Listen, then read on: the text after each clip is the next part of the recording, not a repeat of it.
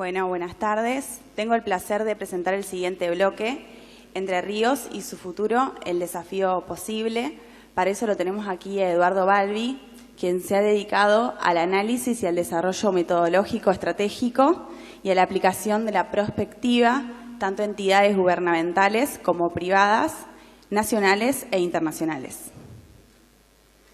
Muy bien, muchas gracias. Lo primero que quiero hacer es agradecer al Consejo Empresario de Entre Ríos esta invitación, porque es una oportunidad que los prospectivistas no tenemos muchas veces para hablar de estos temas, que parece una cosa rara por ahí, ¿no? Tengo casi 40 años de trabajo en prospectiva en nuestro país, en la Argentina, y cada vez que hablo de prospectiva, la pregunta es ¿prospe qué? Y ahí se queda. Entonces, después de las brillantes conferencias que hemos tenido hoy, pero especialmente la de Carlos Menconian y la de Laura Di Marco, me va a costar influir para que pensemos positivamente, me parece, ¿no? Porque nos dieron un panorama bastante complicado. Pero bueno, voy a empezar con algunos comentarios muy rápidos, que son los siguientes. Como ustedes saben, en todo este tipo de cosas hay buenas y malas noticias, así que voy a dar todas juntas. La buena noticia es que el futuro puede construirse. La mala noticia para algunos y buena para otros es que todos nosotros, las 24 horas del día, sin que nos demos cuenta, construimos nuestro futuro. Haciendo lo que debíamos hacer, haciendo mal lo que debíamos hacer bien, no haciendo lo que debíamos hacer, durmiendo la siesta y dejándole a otros que construyan su futuro en el cual vamos a tener que vivir nosotros. En síntesis, donde estamos hoy cada uno de nosotros es el futuro que construimos. La pregunta es si lo construimos conscientemente. ¿Está claro lo que estoy preguntando? Y esto para Entre Ríos y para las provincias argentinas es fundamental. Entonces, voy a hacer un rápido barrido de algunos datos estadísticos y después voy a entrar en temas quizá un poquito más interesantes, pero como tengo muy poco tiempo, voy a ir a máxima velocidad. Lo primero que tenemos que hacer para trabajar en prospectiva es asumir la realidad, pero asumirla en serio. Entonces voy a mostrarle un estudio que acaba de surgir a nivel mundial. Desde 1800 al 2040, 240 años, los 20 países del mundo con el más alto PIB.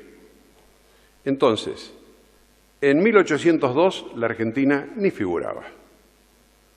En 1817 tampoco.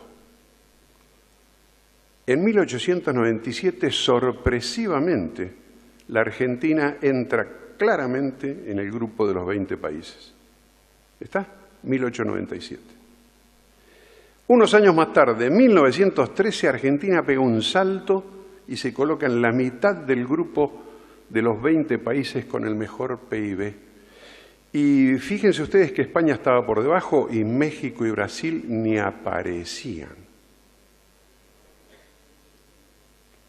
En 1938, Argentina, con mucho esfuerzo, más o menos se mantiene en una posición expectante. Seguimos avanzando. En 1957 también ha caído un poquito, pero se mantiene. Pero ya empezamos a ver algunas cosas, algunos países que empiezan a crecer, algunos países cercanos inclusive. En 1970 empezamos ya a sufrir un descenso en esta política. En 1977 estamos al borde de los 20, somos el número 20 precisamente. En 1982 estamos fuera de los 20. Nunca más volvimos a aparecer hasta hoy. Y la proyección que hacen quienes hicieron este estudio hasta el 2040 nos marcan que Argentina no va a estar de aquí hasta el 2040 entre los 20 países con el mejor PIB del mundo. Asumámoslo. Este es un dato de la realidad y es una proyección bajo rigor científico. Si vamos a Entre Ríos, en la tecnología metí mal el dedo, como siempre me pasa. En el escenario local, sacando y usando 2 o 3 datos de esa magnífica obra que ha hecho el Centro Empresarial Entrerriano, podemos ver una serie de cosas. Ustedes ven acá el tipo de actividad en comparación con el país que tiene Entre Ríos. Acá estamos viendo la cantidad de empresas por cada 1000 habitantes. Ha habido una bajada entre el 2011 y el 2015, no sé cómo estaremos ahora. Bueno, esto se ve muy poquito, así que la voy a pasar por alto, es el tipo de empresas. Pareciera que Entre Ríos aporta solamente el 2% del comercio exterior de las exportaciones argentinas. Y por último, lo que más me interesa, perdón, es mi dificultad de manejo de los dedos, es la columna de Entre Ríos, donde tenemos más del 50% en la actividad primaria y muy poco en otras actividades. Estos son los datos, este es el diagnóstico, muy sintético. La pregunta es, ¿queremos seguir así en Entre Ríos? Si seguimos haciendo lo mismo que hemos hecho hasta ahora, vamos a estar igual o peor. Y entonces la solución pasa en todas las provincias argentinas, en todos los municipios argentinos, en la Argentina, pasa por aceptar el desafío posible de construir otro futuro. Lo que viene ahora son 2 partes. Uno, los pasos que deberíamos hacer y después algunos de los temas que tendríamos que tocar en algunos sectores. Me alcanza el tiempo solo para eso y lo dejo abierto para preguntas.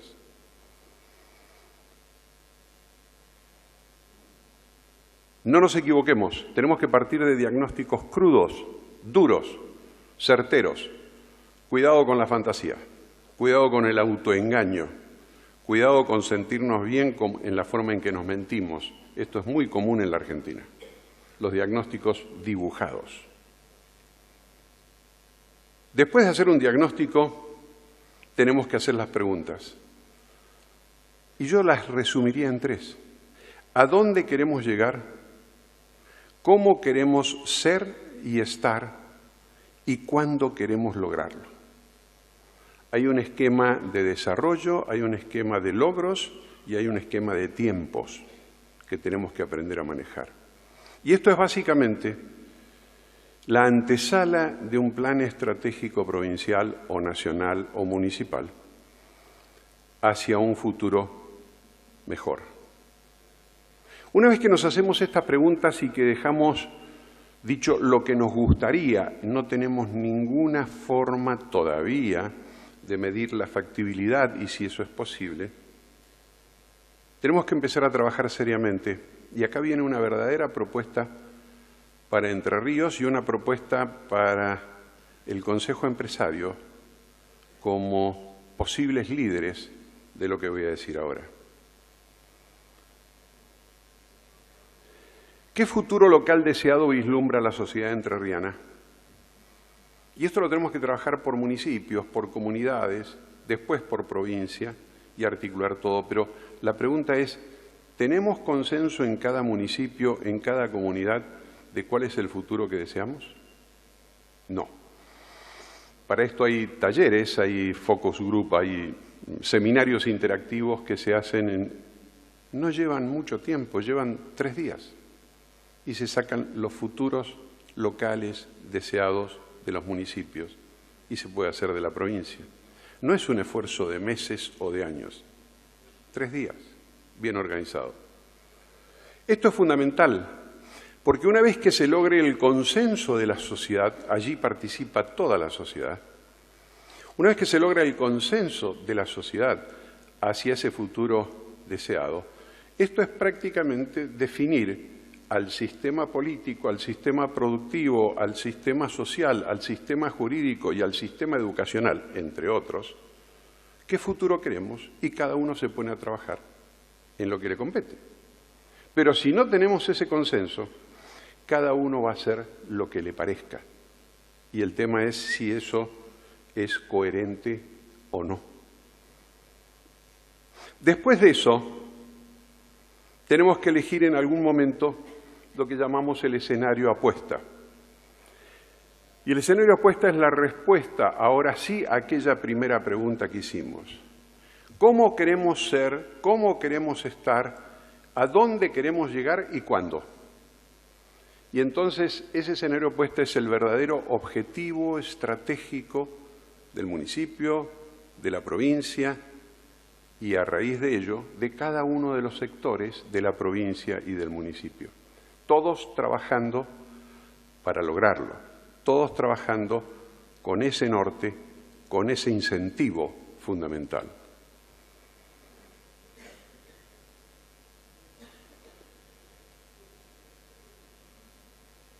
El tema está en que ahora entramos, si tenemos esa respuesta y hemos logrado desarrollar el escenario apuesta, ahora empieza la tarea, la dura tarea del planeamiento estratégico prospectivo. Y lo resumo en una pregunta. ¿Qué tenemos que hacer en cada campo y con cada campo? Es decir, ¿qué tenemos que hacer en el Estado y con el Estado? ¿Qué tenemos que hacer en la economía y con la economía? En y con la seguridad, en y con la producción, en y con la educación, las finanzas, la salud, los servicios, en y con la creatividad, en y con la innovación, en y con el trabajo, en y con la calidad de vida y todos los en y con que ustedes se imaginen y decidamos trabajar. Y lo tenemos que definir.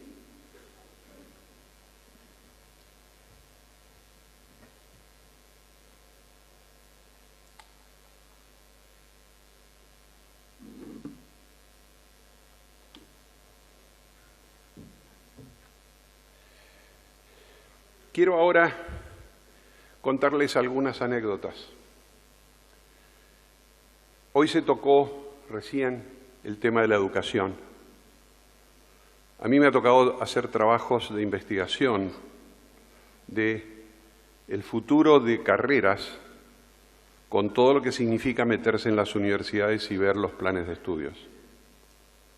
Por ejemplo, me tocó hacer el estudio del futuro de las carreras de administración de empresas en América Latina, el futuro de la carrera de abogacía en América Latina y así muchas otras.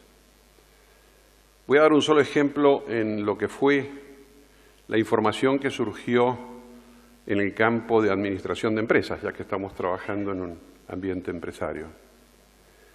Logramos trabajar con información muy precisa de 10 facultades de administración de empresas, 4 colombianas, 2 ecuatorianas, 4 argentinas. No me pregunten cuáles son porque no lo voy a decir. Pero los datos que surgieron fueron realmente escandalosos. Y voy por ellos. Primero, 10 facultades. Pregunta, decanos o decanas. Experiencia real confirmada en el mundo empresario. 8 decanos jamás habían pisado una empresa.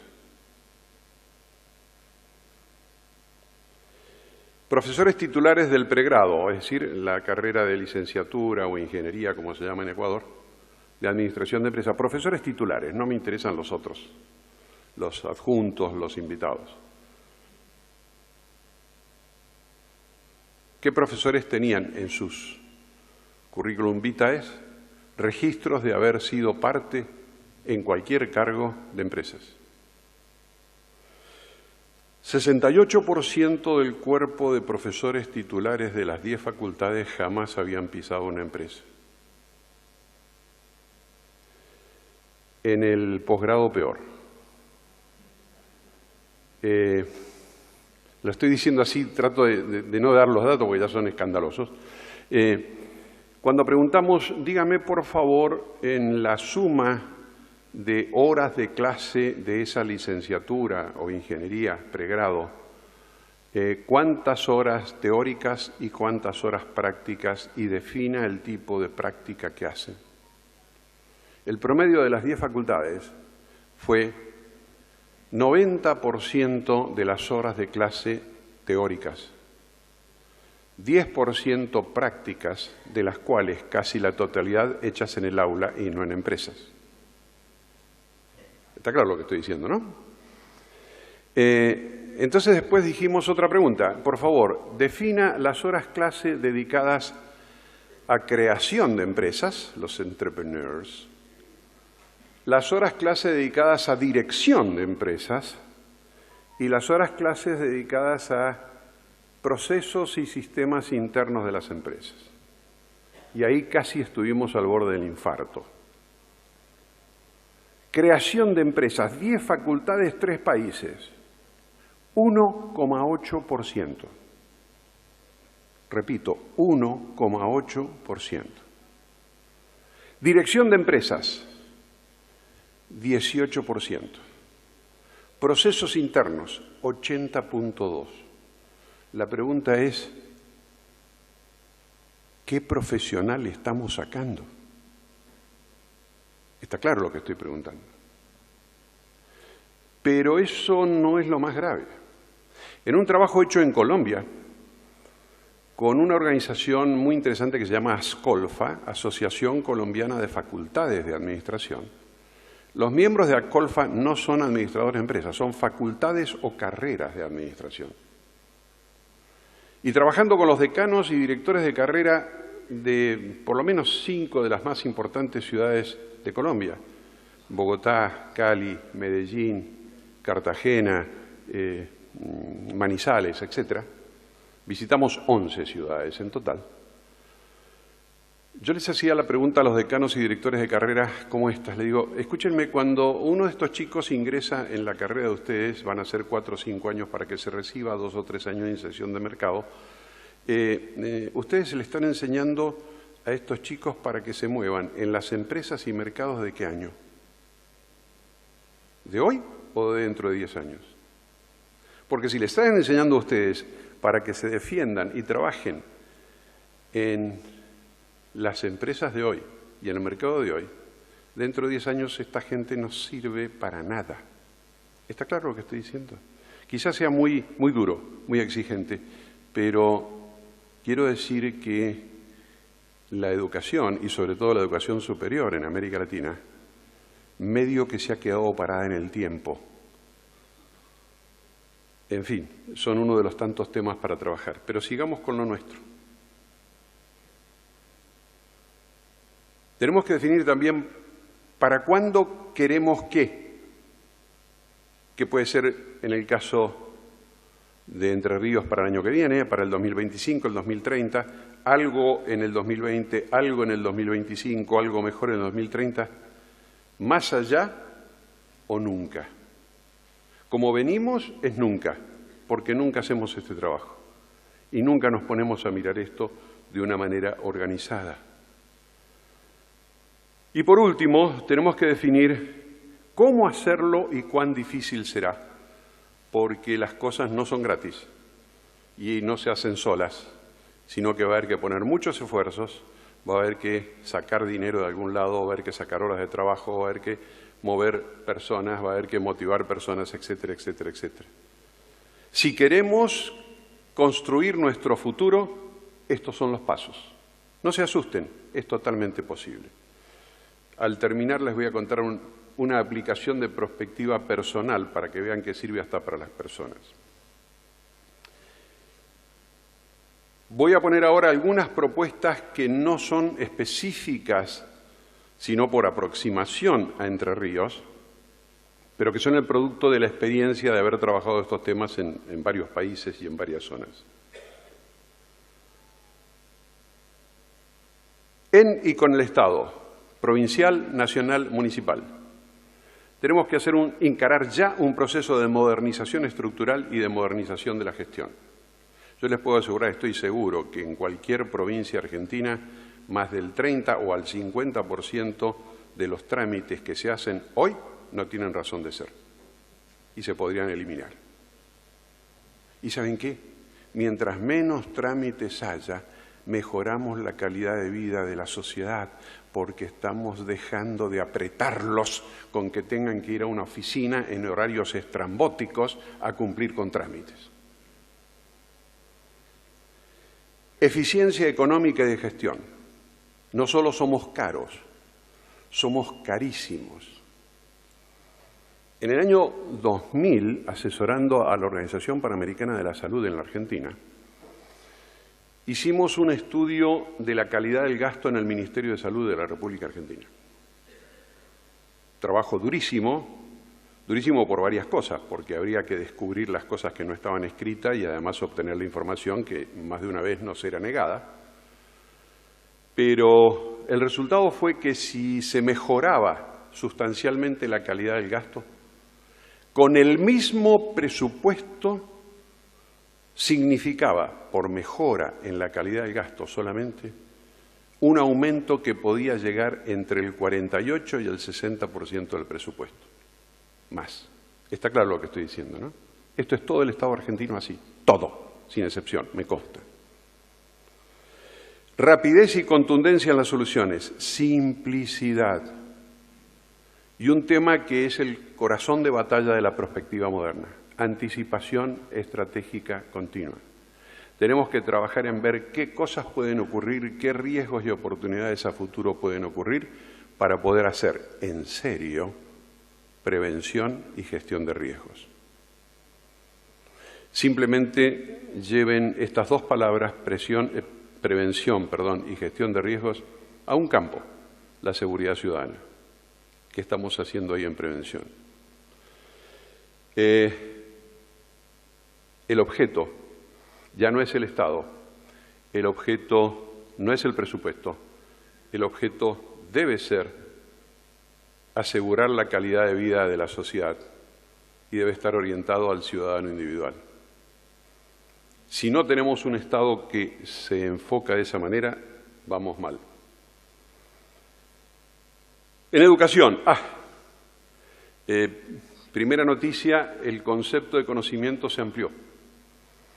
Antes hablábamos del conocimiento como el saber. Hoy el conocimiento es el saber más el saber hacer, la teoría y la práctica. Pregunto yo qué carrera profesional universitaria y qué colegio secundario está enseñando la teoría junto a la práctica. Fortalecer y desarrollar la transmisión de cultura. ¿Qué es esto? Una cosa es el sistema formal de educación. Otra cosa es la transmisión de cultura, que es la base de supervivencia o muerte de las sociedades, que es lo que se aprende en la casa, en el barrio, en el club, en la vereda, en la iglesia, en el supermercado. La educación informal de transmisión de cultura de generación a generación. Si ustedes me preguntan cuál es mi diagnóstico de la República Argentina, yo diría que en las áreas densamente pobladas y especialmente en la capital federal y el Gran Buenos Aires, lo que se fue al demonio fue la transmisión de cultura. Y eso no lo arregla la escuela. No le sigamos pidiendo a la escuela lo que la escuela no puede dar. Esto tiene que ser dado, es obligatorio por nosotros en nuestra casa. También tenemos al mismo tiempo que modernizar, revisar y profundizar la educación formal, en todos los órdenes y en todos los niveles. ¿Y para qué? Para la provincia del futuro. Cuando definamos el escenario del futuro, tenemos que poner la educación al servicio del escenario del futuro, no al servicio de la historia de Grecia. Y tenemos que tomar la educación para lograr los desempeños y mercados del futuro. ¿Cuáles van a ser? También tenemos que aprender a analizar la obsolescencia del conocimiento. Esto es fundamental. Seguimos usando libros y cosas que ya no van más. Tenemos que fortalecer, crear, desarrollar la cultura de que sea entretenido y grato desaprender para reaprender, porque en el futuro vamos a vivir todos haciendo eso, desaprendiendo para reaprender, a medida que cambien las cosas. Y un tema fundamental, tenemos que replantear la docencia del futuro. Y estoy usando la palabra vieja, docentes. ¿Serán docentes los del futuro? ¿O serán qué cosa? ¿Cómo será el docente del futuro? Lo dice alguien que tiene 39, 40 años de docencia. Y me asusta pensar en eso. Con la economía. Economía real versus gasto público. Esto es así de sencillo. Es decir, los que producen economía real es la economía real. El gobierno lo que hace es, no produce economía, gasta. Lo estoy diciendo muy brutalmente, pero quiero que se entienda porque así es el sistema. ¿Cuáles serán los productos y servicios hacia el futuro de Entre Ríos? ¿Cuáles serán los valores agregados en cada paso de los procesos? ¿Cómo desarrollamos el conocimiento y la investigación, desarrollo e innovación relacionados con los cambios y los saltos? ¿Y cómo damos respuesta de qué, para quiénes y para dónde? Estos son los desafíos de la economía moderna y de la economía del futuro. Disculpen que vaya tan rápido, pero veo el reloj que ya se me acaba, me quedan 5 minutos. Con seguridad, un tema caliente en toda América Latina. Tenemos que ir a la prevención, todavía estamos en la represión. En seguridad ciudadana, nuestros países, nuestras provincias, se han acostumbrado a tratar solamente con los sistemas policiales y los sistemas jurídicos delitos y contravenciones. Y solo eso. Pero nadie está atendiendo la conflictividad social. Nadie la está atendiendo en el gobierno organizadamente. Y sepan ustedes, mis queridos amigos, que en nuestros países, en Argentina, por ejemplo, los delitos y contravenciones son entre el 8 y rara vez llegarán al 18 o 20% de toda la conflictividad social. El otro 80 o 90% de la conflictividad social no lo está atendiendo nadie. Y la sociedad argentina tiene indicadores de violencia muy importantes. Por lo menos en la ciudad de Buenos Aires, cada vez que yo salgo a caminar, pongo todos mis viejos músculos en tensión porque vivo a los codazos, ¿o no? Y la gente atropella, es el primero yo. Pongo esto como un elemento. Eso es violencia. La violencia en el tráfico. La violencia en muchos lados. Y de lo que estamos hablando es de conductas. El asesino es un ser humano que en un momento dado decidió tener una conducta de extrema violencia matando. La conflictividad social son conductas. Ustedes no se imaginan los resultados de algunas pruebas que hemos hecho, que ha sido medir el rechazo a la violencia en ciertas comunidades y que la respuesta es no naturalizaron y se acostumbraron a vivir en la violencia. Para ellos la violencia ya no es violencia, pero las conductas que tienen son violentas. En fin, en definitiva, hay mucho más, pero algunas cosas a título de epílogo están puestas allí, no las voy a leer porque quiero terminar con una anécdota, como les dije, una anécdota personal. Pero la verdad sería muy interesante que una provincia que ha sido siempre distinta, ha sido muy personal, ha sido muy típica, como Entre Ríos, se decida a pensar en su futuro de manera organizada y a crear su futuro. La anécdota que contaba hoy acá y que me dijeron que se las comentara a ustedes como para mostrar que esto es posible, es la siguiente. En el año 1994, yo tenía mi oficina de consultoría en Lavalle y San Martín, pleno downtown financiero de Buenos Aires. Tenía que salir de mi casa a las 7 de la mañana para evitar el rush de tráfico. Recién empezaba a trabajar a las 10 de la mañana, así que era una pérdida de tiempo increíble. Y me tenía que quedar hasta las 8 o 9 de la noche para no llegar a mi casa con los nervios de punta por el tráfico. Y entonces un día dije, así no quiero seguir viviendo. Además me habían entrado ladrones 2 veces a la oficina, etcétera, etcétera, etcétera. Y decidí crear un escenario opuesto. Y dije, voy a ser consultor internacional, voy a trabajar en mi casa, voy a empezar a trabajar cuando me dé la gana, voy a parar cuando me dé la gana, voy a hacer solo las cosas que me gusten, voy a exigir que me paguen muy bien por ello, y lo primero que voy a hacer cada año es fijar las fechas de vacaciones y que el mundo gire alrededor de mis fechas de vacaciones.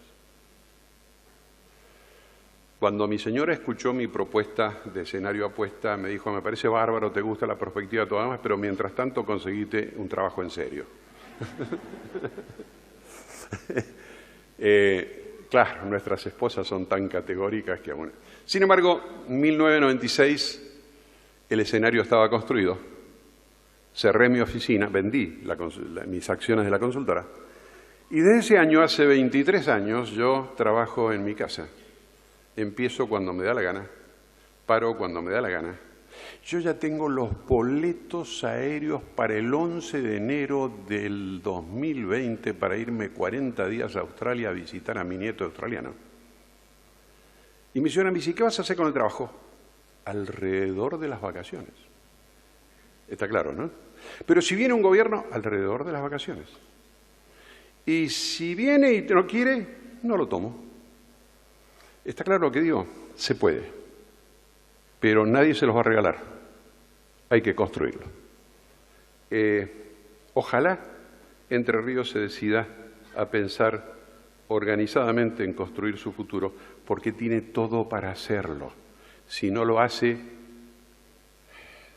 no le echen la culpa a nadie. Muchas gracias.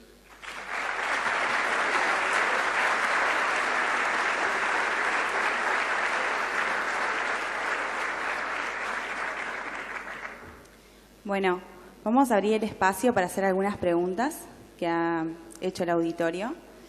Voy a leer la que mejor ha rankeado, que dice, ¿cómo se construye una cultura de la prospectiva en el sector educativo, empresario y gobierno?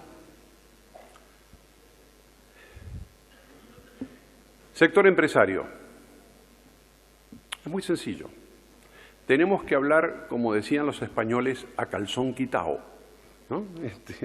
Así directamente, sin anestesia.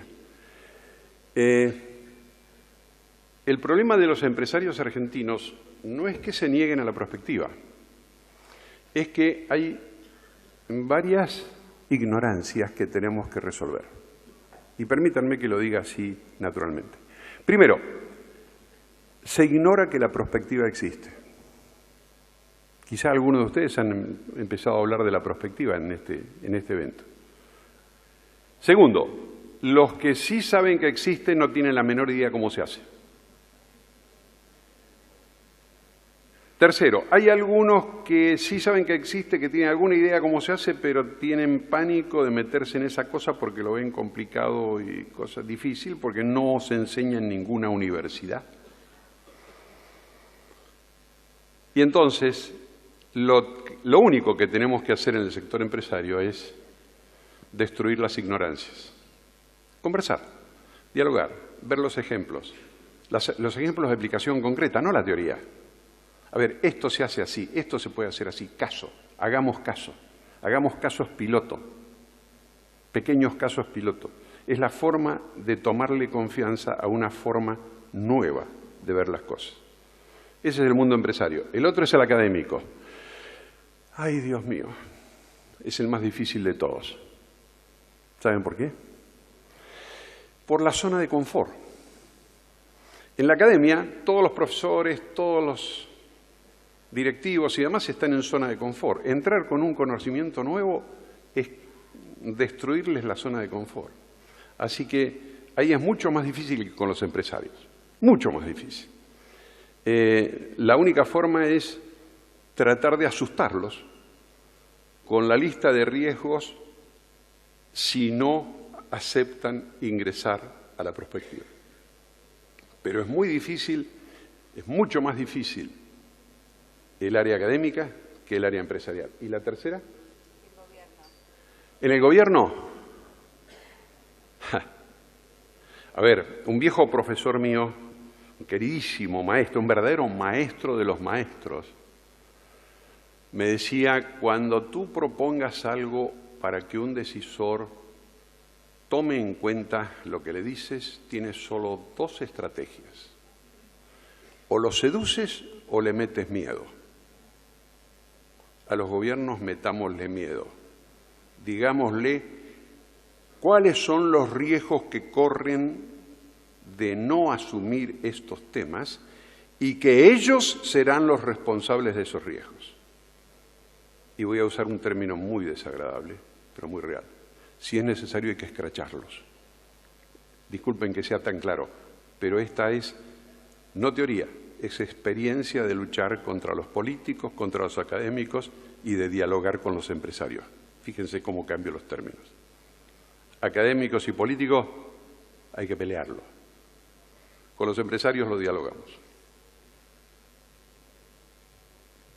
Voy a hacer otra pregunta que está un poco relacionada con lo último que estuvimos hablando. Y dice, ¿por qué cree usted que si todos coincidimos en que hay que hacer una planificación y buscar la eficiencia, el Estado no lo hace y nosotros lo toleramos?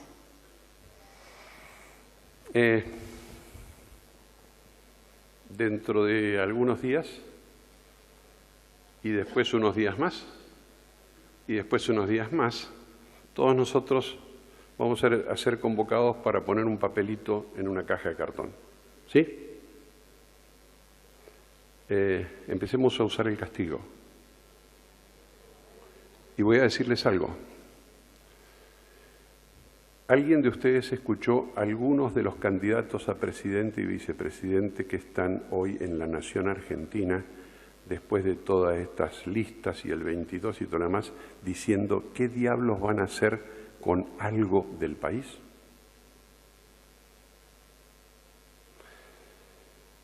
Un viejo adagio de la diplomacia dinamarquesa dice: silencios y ausencias son mensajes a gritos. Ustedes acaban de aturdirme con el silencio. Nadie está diciendo nada del país. ¿O me equivoco? ¿Y por qué no lo exigimos? En fin, es la sociedad, es el soberano pidiendo la rendición de cuentas. Tenemos que aprender a ser soberanos, no ser esclavos. ¿Listo? No, ya. Muchísimas gracias.